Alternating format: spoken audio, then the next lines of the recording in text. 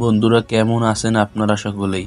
আজকের আমরা জাতিসংঘে বাংলাদেশের সকল বিখ্যাত ব্যক্তিদের বক্তব্য দেখতে চলেছি। তো চলুন শুরু করা যাক। শুরু করার আগে আপনি যদি চ্যানেলে নতুন হয়ে থাকেন তাহলে চ্যানেলটি সাবস্ক্রাইব করে দিবেন এবং পাশে থাকা বেল নোটিফিকেশনটি অন করে দিবেন যাতে নিত্য নতুন ভিডিও সবার আগে আপনার কাছে পৌঁছে যায়। তো চলুন ভিডিওটি শুরু করা যাক।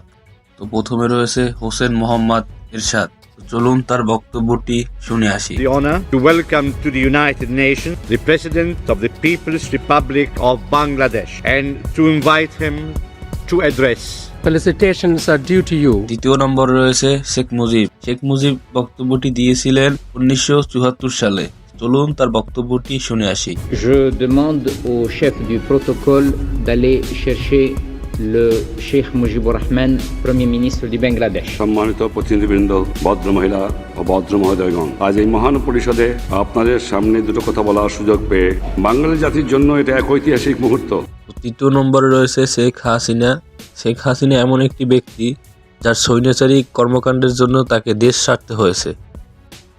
তো যাই হোক, তিনি দীর্ঘ সময় ধরে বাংলাদেশের প্রধানমন্ত্রী ছিলেন। চলুন তার আকর্ষণীয় একটা বক্তব্য শুনে আসা যাক। Prime Minister of the People's Republic of Bangladesh requests the United Nations, the greetings and good wishes of the people of Bangladesh. তো চতুর্থ নম্বর রয়েছে বেগম খালেদা জিয়া। তিনি তার বক্তব্যটি দিয়েছিলেন 1993 সালে। তো চলুন তার বক্তব্যটি শুনে আসি।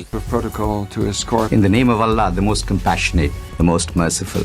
Mr. President, on the eve of the 21st century. তো পঞ্চম নম্বর রয়েছেন ডক্টর মোহাম্মদ ইউনূস, যিনি বাংলাদেশের শেষ প্রধানমন্ত্রী হিসেবে জাতিসংঘে বক্তব্য দিয়েছেন।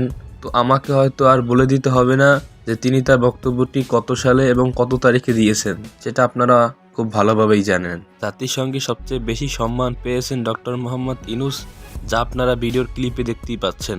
তো তার বক্তব্যটি শুনে আসি। আপনাকে পূর্ণাঙ্গ সহযোগিতা প্রদান করবে। সর্বশেষে রয়েছেন major general Ziaur Rahman.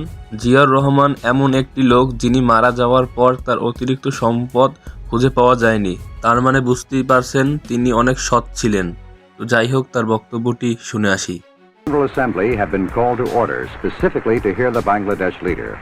Assembly President Salim formally welcomed President Ziaur. On behalf of the General Assembly, I have the honor to welcome President of the People's Republic of Bangladesh. In a hard-hitting speech, President Ziaur said that recent years have জাতিসংঘ সাধারণ পরিষদের এই একাদশ বিশেষ অধিবেশন। তো আজকের এই পর্যন্তই। ভালো থাকবেন, সুস্থ থাকবেন। আল্লাহ হাফেজ। দেখা হবে নতুন কোনো ভিডিওতে।